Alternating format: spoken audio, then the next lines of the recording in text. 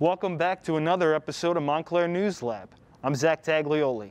As Americans head to the polls, we thought it would be a good time to look back and see how the pandemic affected our nation and how we covered it here on Montclair News Lab.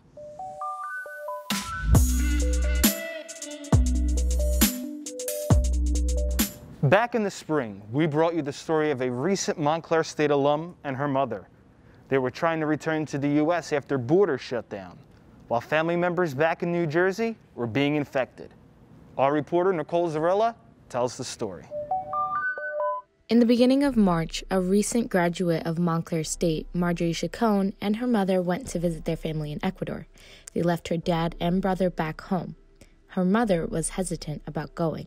She was this close into canceling our trip. I hadn't seen my grandma in over 3 years, so I really wanted to see her. So I told my mom, let's just go. 5 days after their arrival, Ecuador ordered a nationwide lockdown.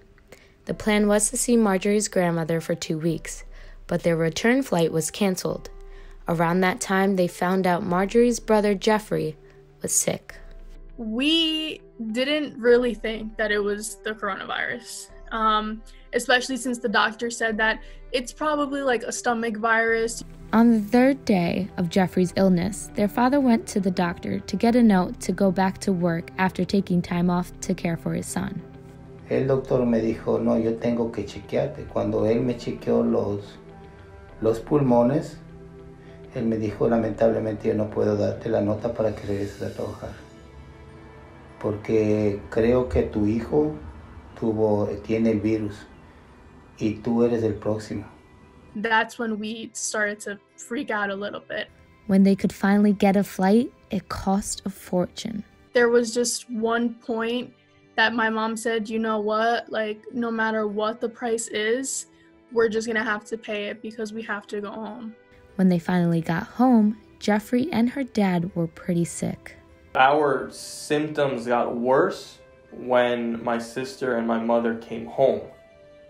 So me and my dad we quarantined ourselves in the basement. O sea, ya empecé a sentir que ya no podía ni siquiera comer. Ya no empecé a sentir lo que comía, no tenía sabor lo que estaba comiendo. My dad was bad. My dad was insanely bad. Talking about I can't go on, Jeff, I give up, I don't want to do this. No podía. Tenía tanta desesperación, tanta angustia y de no saber qué hacer. Creo que muchas veces le pedí a Dios que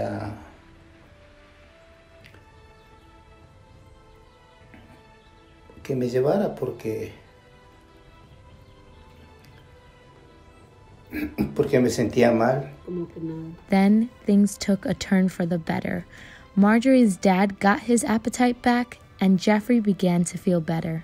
Pensé que si Dios me daba otra oportunidad de poder vivir, de poder estar con mi familia, de disfrutar, de poderles ver a mis hijos crecer, formar sus hogares. We're able to eat dinner and eat breakfast as a family again. We're able to laugh and joke around, which is amazing. A family separated in time of this virus and brought back whole with faith, love, and perseverance. Last semester, we met a young nurse trying to save the lives of her youngest, most vulnerable children. Katie Cameron brought us that unforgettable story.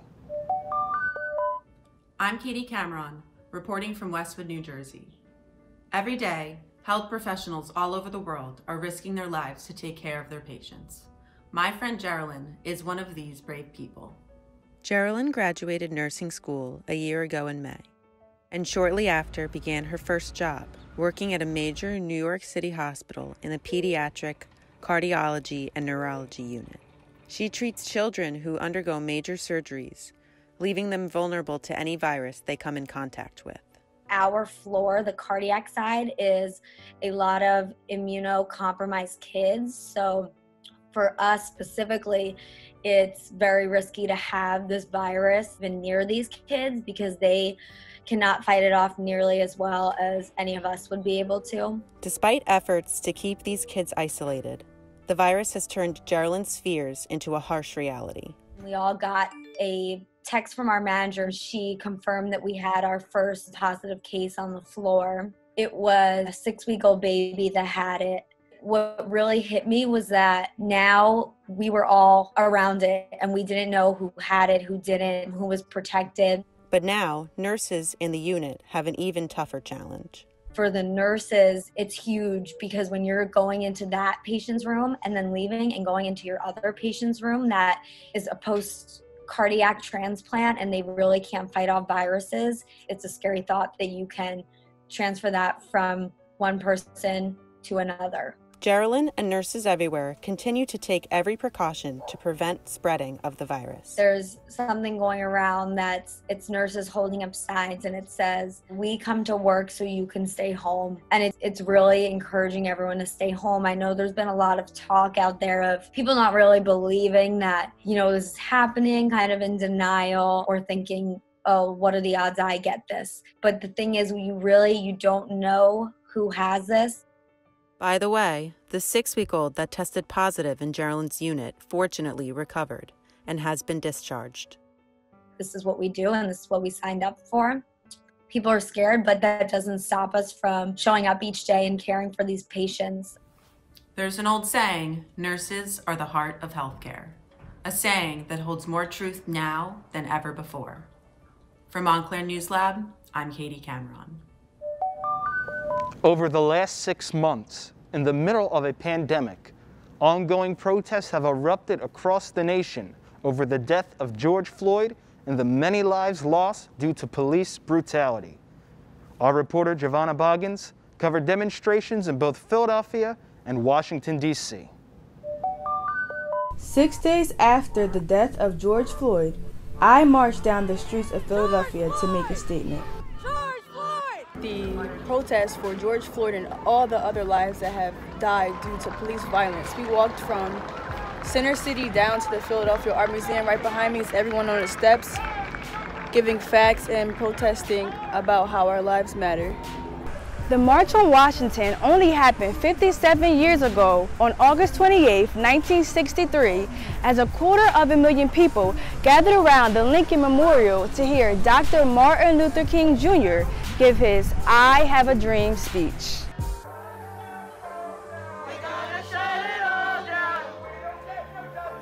The March on Washington is happening 57 years later in the midst of our country battling a global pandemic. Chants sing, "I can't breathe." The last words spoken by George Floyd filled the air as so many Black Americans feel the same way, suffocated in their own neighborhoods, communities, and skin. I am a Black woman with Black family and friends. It breaks my heart not knowing if they will return home because of racial discrimination and the color of their skin. So I walk for their safety, for their rights, and for their futures. This fall, businesses have reopened. Even some have inside seating. But COVID rates are again on the rise. Will we be facing a future when curbside pickup and takeout are the only options once again? TALON LAURIELLO takes us back to those days. Hi, my name is TALON LAURIELLO and I'm reporting here from Medford, New Jersey.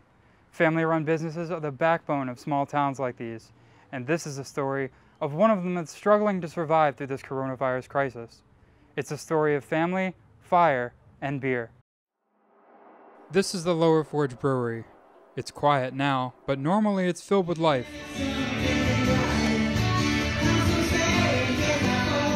It's the kind of place that's packed on the weekends. Now, all they can do is curbside pickup. Sean Gailey is the owner. It guts our business. If we're lucky, at most we can do 25% of our normal revenue. Every day and every week this goes on, this becomes very tough. But the story of the Lower Forge is one of overcoming difficulties. It started with a house fire at his girlfriend Abby's house. While Abby and I were dating, unfortunately, a fire took her entire house. And then afterwards, I kind of almost became part of Abby's family. They married, and to overcome his fear of fire, he became a firefighter at Princeton University. It can be a tough job, and he likes beer when he gets home, so Abby bought him some kits to make his own. It's a great way to get rid of stress. You have to like slow down when you're home brewing. And it's one of those things you kind of like tune out the world for a little bit. I gave him that gift thinking that he would love it as a hobby, but it turned out to be way more. I always tell my friends when they're giving their husbands brewing kits, like, look out, because it's contagious. After Sean taught his mother Paula to brew, the three of them opened up Lower Forge. Each of them brought a different strength to the business. Abby is so creative and talented artistically. She handles our marketing. Sean and I are the brewers. If you like the beer, I'm taking credit for it. If it's a beer you might not care for, then it's definitely all Sean. The coronavirus has drastically affected family businesses all across New Jersey.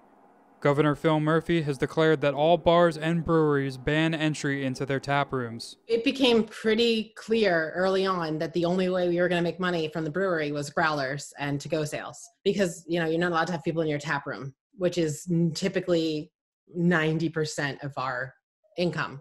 Sean and Abby made a new website to promote their new curbside sales. Through the software, I go in, I see what beers they want, I mark the order in progress and ready. Then I take the beer out, they open the window, I just place it in the front seat of the car. It's just been crazy. I'm just holding on to the fact that it's not forever. Eventually things will be back to normal. It's a family-run business, so we're all just kind of falling back on family right now. There's an old saying that goes, beer means that God loves us and he wants us to be happy.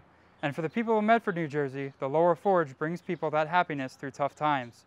For Montclair News Lab, I'm Talon LAURIELLO. Finally, a story about the arts and entertainment business. With no audiences to perform before, KIRGAN shares the story of one unique performer. I'm KIRGAN. Before the start of this pandemic, drag queens were living the dream. The coronavirus has taken away the opportunity for queens to perform and dazzle stages across New York City. I sit down with NYC drag queen CORMA KELLEY to discuss how drag is being dragged down by the coronavirus. I asked Ms. CORMA what it's like to be an artist stuck in the middle of something that can potentially destroy motivation and purpose.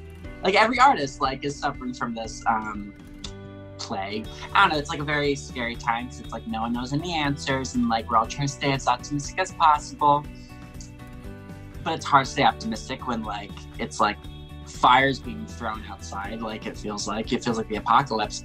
But that's why it's great to be an artist, because artists, I feel like, create to stay positive, to stay optimistic. So during this trying time, as artists, as a drag queen, I'm going to try to make as much content as I can. As a drag queen who is still trying to make their way, CORMA is using social media to create content that can keep him connected with his fans. Instagram is really how the queens just market themselves. Now in coronavirus, it's every queen's I'm still here, I'm still making art. So I'm trying to motivate myself to be like my fellow sisters in the city and just put stuff out there. Because of the virus, Cormac had to make a hasty decision to either stay in New York or return home to New Jersey, where he would practice social distancing in his childhood home.